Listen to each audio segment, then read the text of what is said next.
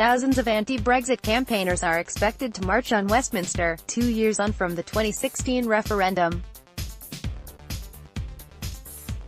The pro-EU campaigners are marching to demand that the public have a say on the final Brexit deal. Marchers will descend on Parliament Square from midday on Saturday, where speakers will include Liberal Democrat leader Sir Vince Cable, Tory former Minister Anna Soubry, Labour's David Lammy and Green co-leader Caroline Lucas. Sir Vince is expected to say Brexit is not a done deal or inevitable and can be stopped.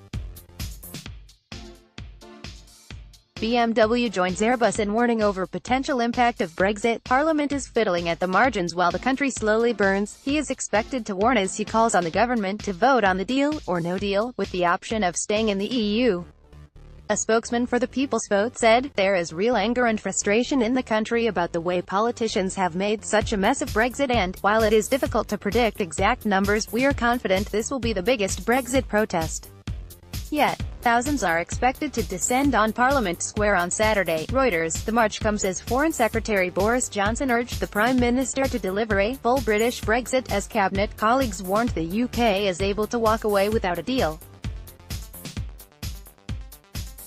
Mr. Johnson said people would not tolerate a bog-roll Brexit that was soft, yielding and seemingly infinitely long.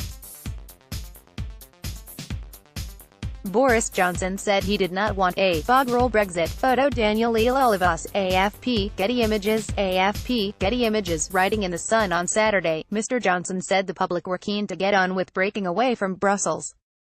"Across the country I find people who, whatever they voted 2 years ago, just want us to get on and do it," he said.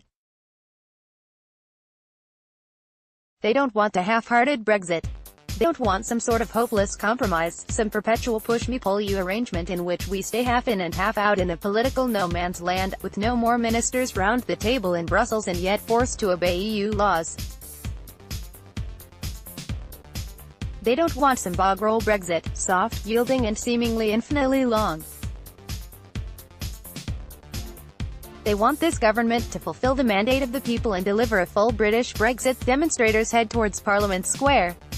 Signs include, "I love EU." The pro-EU march began in Hyde Park Corner. The march took protesters through the streets of London. One protester brought along a paper match queen, in reference to the blue and yellow hat she wore at the state opening of Parliament. The September sun shone as activists marched through the streets. Roads were blocked during the protest. The campaigners set off shortly after 11 a.m. from Hyde Park Corner. The rally saw the activists march through the streets of central London.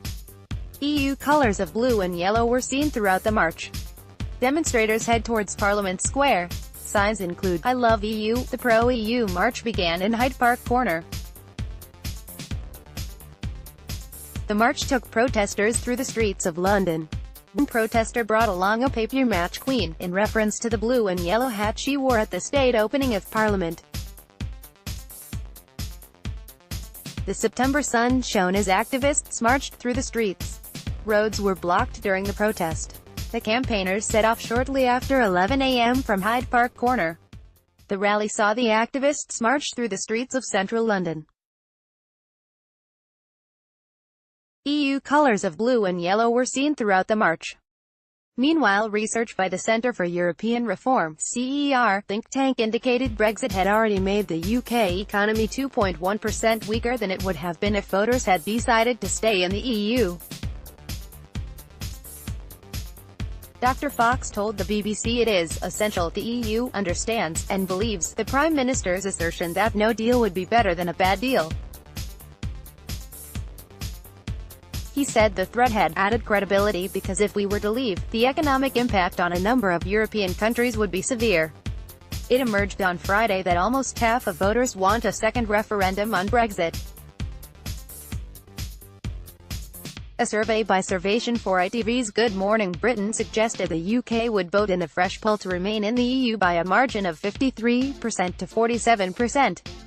The survey also found 43% of voters back a soft Brexit, in which the UK would stay in both the single market and customs union, while 37% favour a hard Brexit in which Britain would leave both. Only 35% of people said Brexit would be good for the UK economy, while 39% said it would be bad. Additional reporting by Press Association.